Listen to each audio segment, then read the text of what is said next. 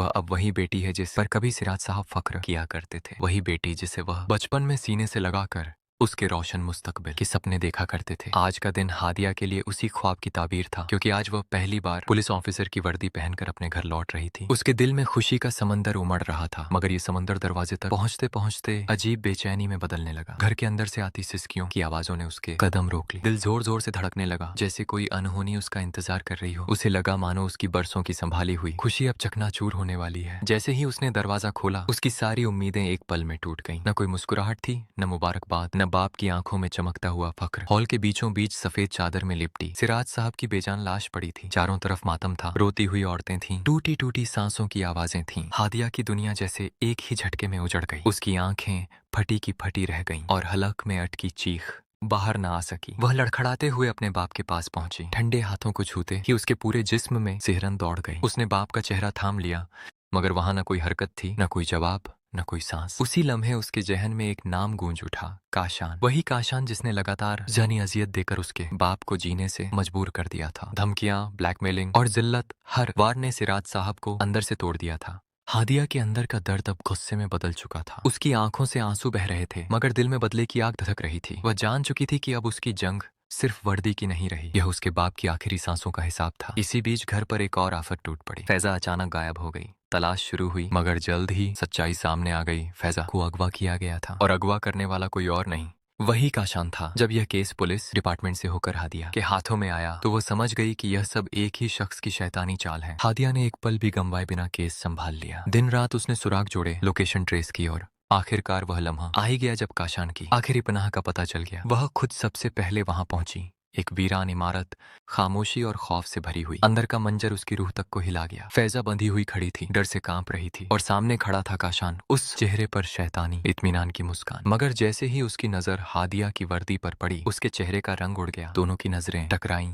एक तरफ इंसाफ और इंतकाम की आग, दूसरी तरफ खौफ और हार का एहसास। काशान ने भागने की कोशिश की, मगर हादिया तैयार थी। अब उसके सामने सबसे मुश्किल फैसला था, कानून या बदला। उसके जहन में बाप की लाश, घर की सिसकियां और अधूरा फख्र घूम रहा था। उसने गूंजती हुई आवाज में कहा, आज तुम नहीं बचोगे काशान, आज तुम्हें हर जुर्म का हिसाब देना होगा। अब कहानी उस मोड़ पर खड़ी थी जहां एक पुलिस ऑफिसर नहीं, बल्कि एक बेटी अपने बाप के लिए इंसाफ मांग रही थी। आगे क्या होगा, कानून जीतेगा या दर्द, यह फैसला आने वाले वक्त आशर बहुत जल्द उस सच्चाई से टकराने वाला है जिसे मनाहिल अब तक बड़ी चालाकी से छुपाती आ रही थी। फैजान और मनाहिल को अचानक एक साथ देखकर काशान खुद भी अजीब कश्मकश में फंस चुका था। एक तरफ वही मनाहिल थी जिसने फैजान को रास्ते से हटाने के लिए बड़ी कीमत अदा की थी, और दूसरी तरफ अब वही उसके साथ बेखौफ घूमती नजर आ रही थी। ये खेल आखिर था क्या? जैसे ही काशान पर हकीकत खुलती है, वह सीधे फैजान तक पहुंचता है और उसे बता देता है कि मनाहिल उसे दुनिया से मिटाने की कोशिश कर चुकी है। मगर फैजान अब चुप रहने वाला नहीं था। वह काशान की कमजोरी को पहचान लेता है और उसे लालच देकर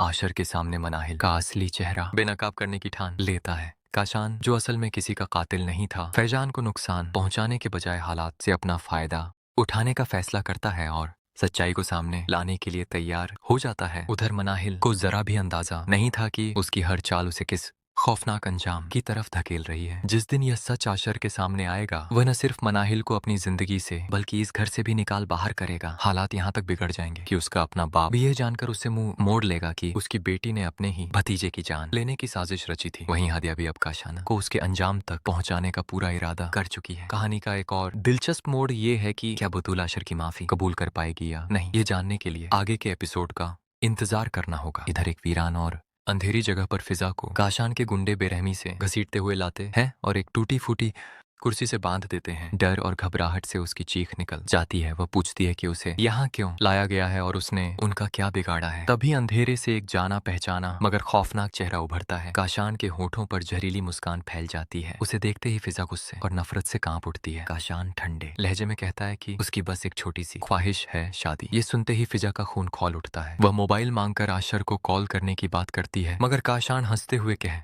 देता है कि आशर तक पहुंचना अब मुमकिन नहीं। फिर वह एक और बम गिराता है। उसे यहाँ लाने वाली कोई और नहीं बल्कि उसकी अपनी मनाहिल भाभी है। ये सुनकर फिजा सन्न रह जाती है। काशान यही नहीं रुकता, वह यह भी कबूल करता है कि फैजान का कत्ल भी उसी की साजिश का हिस्सा था। फिजा गुस्से में चीख उठती है, मगर वह बेबस होती है। उधर घर में आशर और उसकी माँ बेचैनी से इंतजार कर रहे होते हैं। रात गहराती जा रही होती है, मगर फिजा का कोई सुराग नहीं मिलता। मनाहिल से सवाल किया जाता है तो वह मासूम बनने की कोशिश करती है, लेकिन आशर उसकी बातों में छुपा झूठ महसूस कर लेता है। वह काशान को कॉल करता है मगर फोन काट दिया जाता है। शक यकीन में बदलता है और आशर अपने आदमियों से लोकेशन निकलवा कर उसी वीरान जगह पहुंच जाता है। जैसे ही वह अंदर दाखिल होता है, फिजा रोती हुई उसकी तरफ दौड़ती है और सारी सच्चाई बयां कर देती है। आशर का गुस्सा बेकाबू हो जाता है। वह काशान को जोर से धक्का देता है, फिजा को आजाद करवाता है और बिना वक्त जाया किए उसे घर ले आता है। घर पहुंचते ही आशर का सब्र जवाब दे देता है। मनाहिल दरवाजे के पास खड़ी होती है, चेहरे पर वही बनावटी मासूमियत, मगर आशर की नजर पड़ते ही वह नकाब टूट जाता है। गुस्से से भरी आवाज,